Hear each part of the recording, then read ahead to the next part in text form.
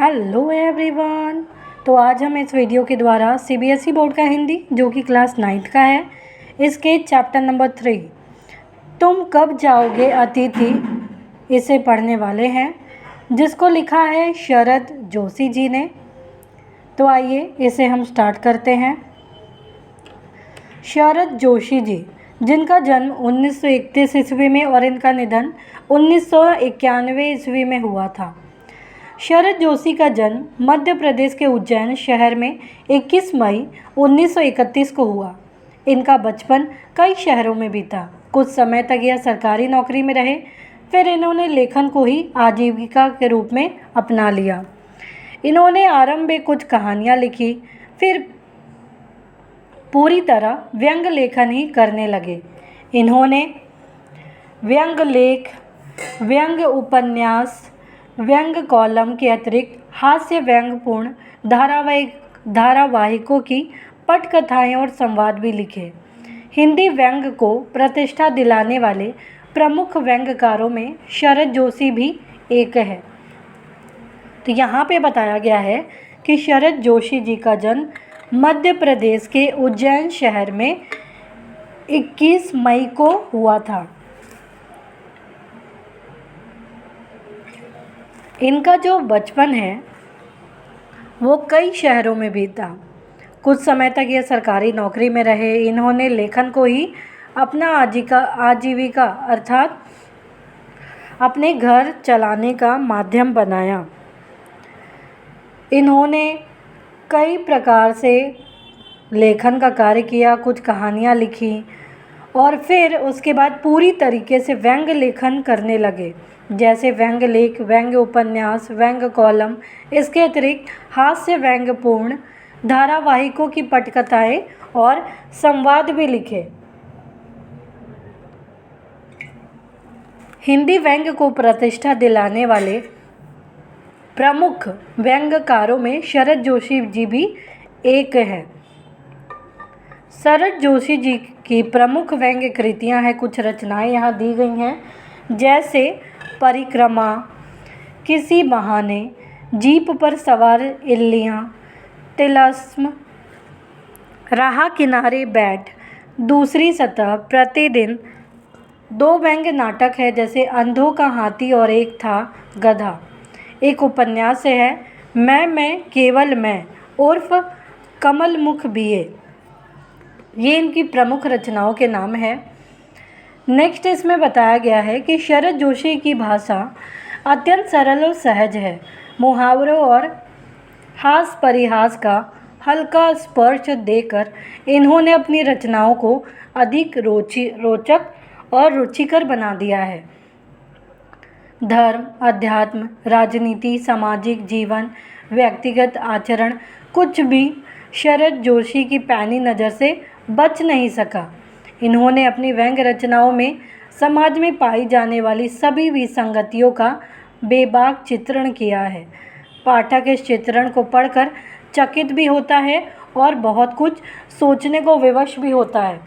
तो इन्होंने मुहावरों और हास्य परिहास में इनका जो स्पर्श है, इन्होंने जो हल्का सा स्पर्श दिया है, वो इनकी रचनाओं को और भी ज़्यादा रोचक या रुचिकर बना देता है।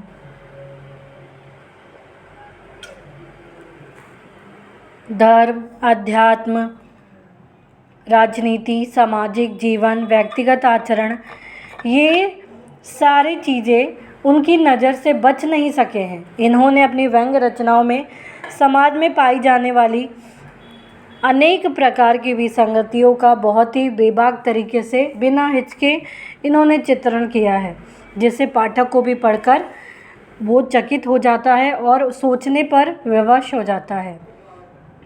प्रस्तुत पाठ तुम कब जाओगे अतिथि में शरद जोशी ने ऐसे व्यक्ति की खबर ली है जो अपने किसी परिचित या रिश्तेदार के घर बिना कोई पूर्व सूचना दिए चले आते हैं और फिर जाने का नाम ही नहीं लेते, भले ही उनको या उनका टिके रहना मेज़बान पर कितना ही भारी क्यों न पड़े।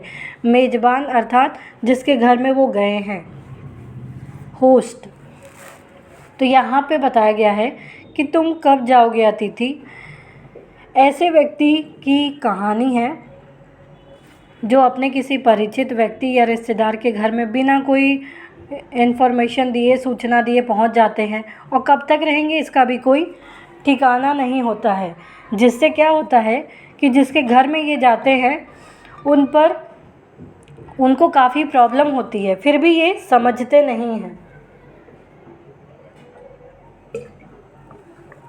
इसी तरीके से यहाँ पे बताया गया है कि अच्छा अतिथि कौन होता है।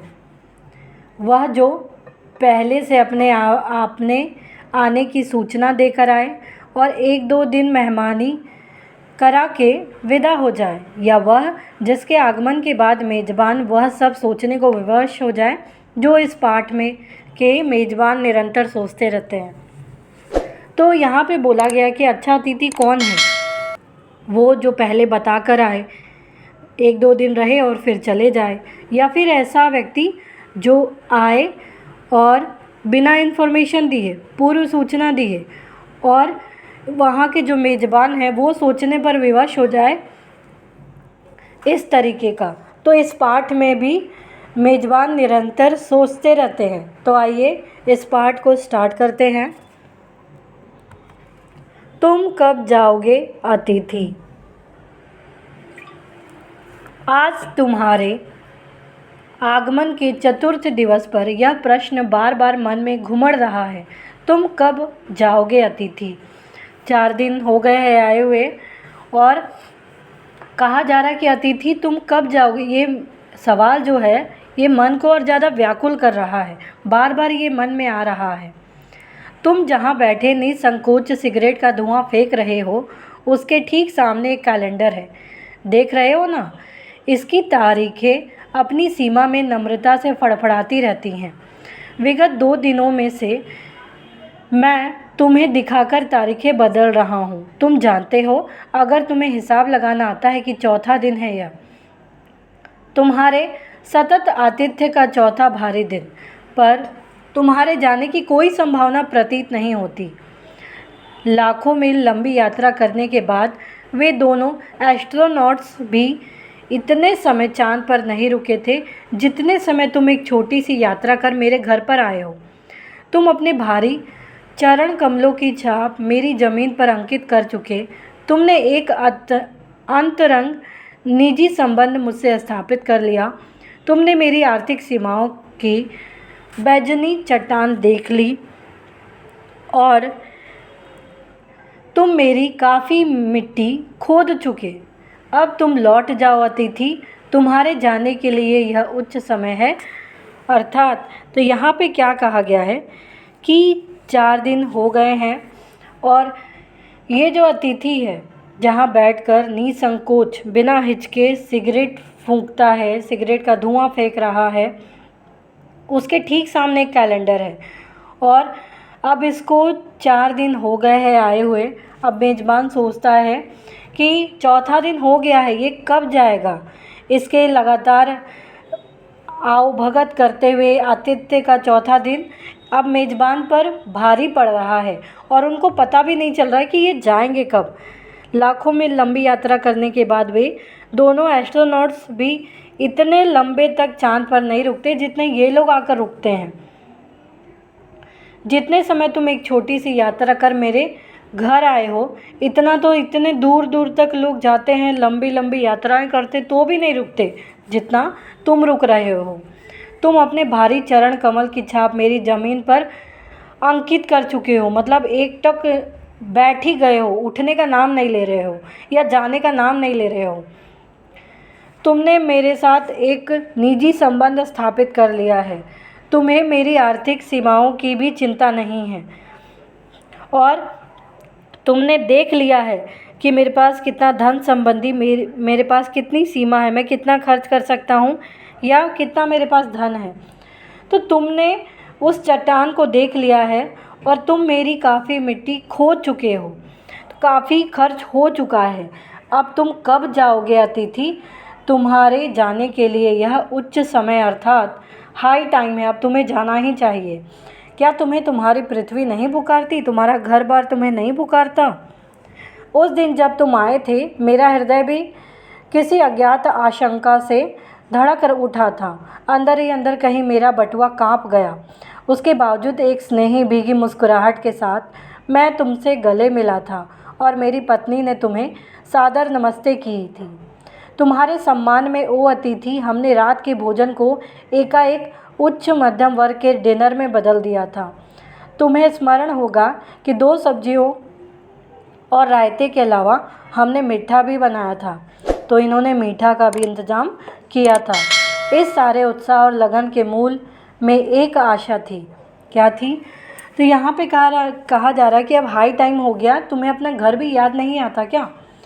उस दिन जब तुम आए थे तो मेरे हृदय में ये डाउट था कि अंदर ही अंदर मेरा जो बटुआ है वो खाली होने वाला है, लेकिन इसके बावजूद भी मैंने तुम्हारा स्वागत किया, तुमको गले लगाया। मेरी पत्नी ने भी तुम्हें आदर के साथ सम्मान दिया, तुम्हारा आदर किया। हमने रात के भोजन को भी अच्छे से अच्छे बनाकर तुम्हारे सामने रखा, मीठा भी बनाया। तो इस सारे उत्साह और लगन के मूल में एक आशा थी कि तुम आए हो थोड़े समय के लिए, फिर चले जाओगे। आशा थी कि दूसरे दिन किसी रेल से एक शानदार मेहमान नवाजी की छाप अपने हृदय में ले तुम चले जाओगे। हम तुमसे रुकने के लिए आग्रह करेंगे, मगर तुम नहीं मानोगे और एक अच्छे अतिथि की तरह चले जाओगे। पर ऐसा नहीं हुआ। दूसरे दिन भी तुम अपनी अतिथि सुलभ मुस्कान लिए घर में ही बने रहे, तुम गए ही नहीं। हमने अपनी पीड़ा पी ली, जो कष्ट हो रहे थे उससे बोला नहीं और प्रसन्न बने रहे, खुश होकर तुम्हारा सत्कार किया।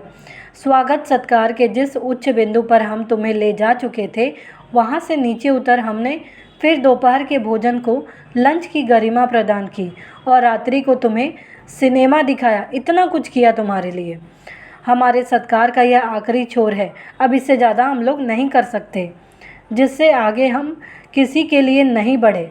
इसके तुरंत बाद भावभीनी विदाई का वह भीगा हुआ क्षण आ जाना चाहिए था।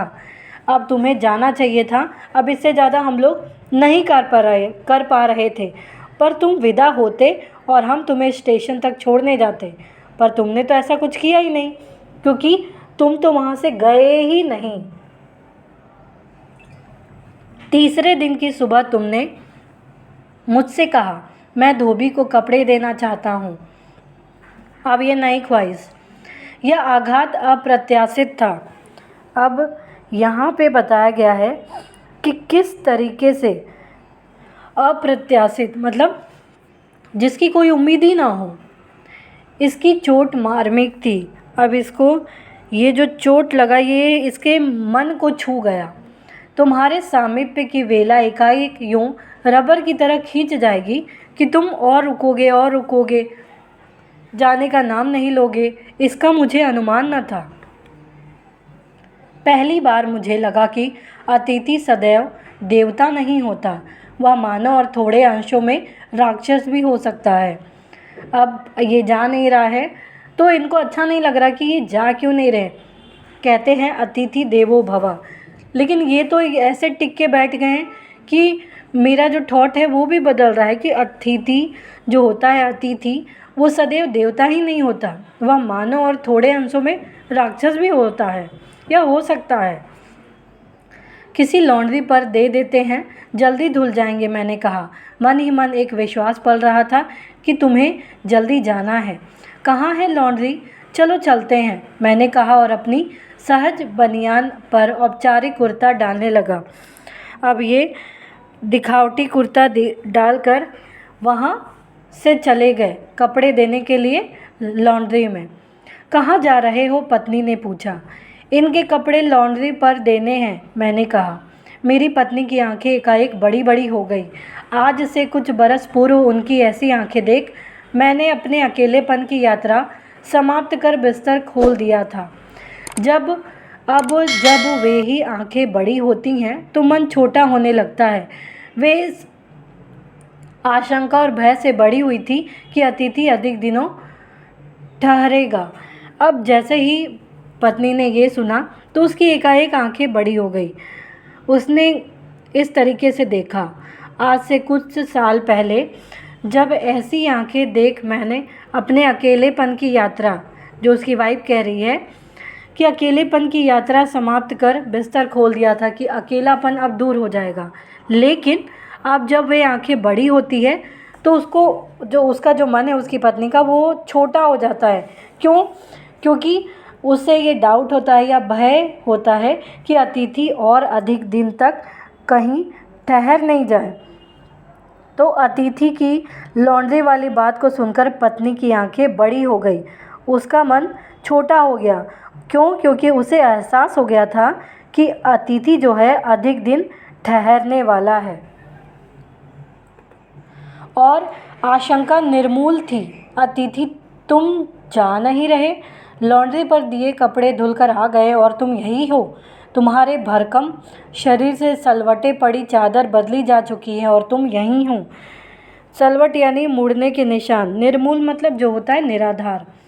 तुम्हें देखकर फूट पड़ने वाली मुस्कुराहट धीरे धीरे फीकी पड़कर अब लुप्त हो गई है।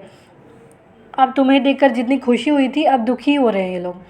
ठहाकों के रंगीन गुब्बारे जो कल तक इस कमरे के आकाश में उड़ते थे अब दिखाई नहीं दे रहे या दिखाई नहीं पड़ते। अब ये लोग खुश नहीं हैं तो ठहाके भी नहीं लगाए जाते। बातचीत की उछलती हुई गेंद चर्चा के क्षेत्र के सभी कोनलों से टपके खाकर फिर सेंटर में आकर चुप पड़ी है। अब इसे न तुम हिला रहे हो न मैं, अब तुम न जा रहे हो न मैं कुछ कह पा रहा हूँ। कल से मैं उपन्यास पढ़ रहा हूँ और तुम फिल्मी पत्रिका के पन्ने पलट रहे हो। शब्दों का लेन देन मिट गया और चर्चा के विषय चूक गए। परिवार, बच्चे, नौकरी, फिल्म, राजनीति, रिश्तेदारी, तबादले यानी ट्रांसफ़र, पुराने दोस्त, परिवार नियोजन, महंगाई, साहित्य और यहाँ तक कि आँख मार मार कर हमने पुरानी प्रेमिकाओं का भी जिक्र कर लिया। और अब एक चुप्पी है कि सारी बातें तो कर ली, सारी बातें करने के बाद भी अब ये जा नहीं रहे, अब क्या बात करूं। सौहार्द अब शनै शनै बोरियत में रूपांतरित हो रहा है। एक जो खुशी थी वो धीरे धीरे अब ये लोग बोर होना स्टार्ट कर रहे हैं, अब ये लोग बोर हो रहे हैं। भावनाएं गालियों का स्वरूप ग्रहण कर रही है। अब इनको गुस्सा आ रहा है, पर तुम जा नहीं रहे। किस अदृश्य गोंद से तुम्हारा व्यक्तित्व यहाँ चिपक गया है, मैं इस भेद को सपरिवार नहीं समझ पा रहा हूँ कि तुम जा क्यों नहीं रहे हो। बार बार यह प्रश्न उठ रहा है, तुम कब जाओगे अतिथि? कल पत्नी ने धीरे से पूछा था, कब तक टिकेंगे ये? मैंने कंधे उचका दिए। क्या कह सकता हूँ, मतलब मुझे भी नहीं पता कि ये लोग कब तक रुकने वाले हैं। मैं तो आज खिचड़ी बना रही हूँ, हल्की रहेगी। तो उसने कहा ठीक है बनाओ। सत्कार की ऊष्मा समाप्त हो रही थी, अब और ज़्यादा मैं नहीं कर सकती हूँ।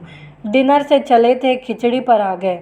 अब भी अगर तुम अपने बिस्तर को गोलाकार रूप नहीं प्रदान करते तो हमें उपवास तक जाना पड़ेगा। उपवास अर्थात व्रत तक करना पड़ेगा अगर ये यहाँ से नहीं गए तो। तुम्हारे मेरे संबंध एक संक्रमण के दौर से गुजर रहे हैं। तुम्हारे जाने का यह चरम क्षण है। तुम जाओ ना अतिथि। अब ये कह रहे हैं अब बहुत हो गया, अब जो रिश्ता है वो भी ख़राब हो जाएगा, नहीं तो तुम जाओ यहाँ से। तुम्हें यहाँ अच्छा लग रहा है ना, मैं जानता हूँ दूसरों के यहाँ अच्छा लगता है। अगर बस चलता तो सभी लोग दूसरों के यहाँ रहते, पर ऐसा नहीं हो सकता। अपने घर की महत्ता के गीत इसी कारण गाए गए हैं। होम को इसी कारण स्वीट होम कहा गया है कि लोग दूसरे के होम की स्वीटनेस को काटने ना दौड़े। तुम्हें यहाँ अच्छा लग रहा है, पर सोचो प्रिय कि शराफत भी कोई चीज़ होती है और गेट आउट भी एक वाक्य है जो बोला जा सकता है। तो किसी भी चीज़ की सीमा, एक हद होती है, तो उस सीमा को पार मत करो, क्योंकि जितने अच्छे से स्वागत किया जाता है उतने ही बुरे तरीके से फिर निकाला भी जा सकता है। इसीलिए कहा गया है कि अपना घर ही सबसे अच्छा होता है। अगर सारे लोग ही दूसरे घर में जाके रहने लगे तब तो फिर हो ही गया। अपने खर्राटों से एक और रात गुंजायमान करने के बाद कल जो किरण तुम्हारे बिस्तर पर आएगी वह तुम्हारे यहाँ आगमन के बाद 5वें सूर्य की परिचित किरण होगी। आशा है वह तुम्हें चूमेगी और तुम घर लौटने का सम्मानपूर्ण निर्णय ले लोगे। मतलब कल जो सुबह होगी, उम्मीद है कि उस सुबह तक तुम यहाँ से जाने का सोच लोगे। गुंजायमन का होता है गूंजता हुआ। मेरे सहनशीलता की वह अंतिम सुबह होगी, उसके बाद मैं स्टैंड नहीं कर सकूँगा और लड़खड़ा जाऊँगा, क्योंकि अब इससे ज़्यादा मैं बर्दाश्त नहीं कर सकता। मेरे अतिथि, मैं जानता हूँ कि अतिथि देवता होता है, पर आखिर मैं भी मनुष्य हूँ।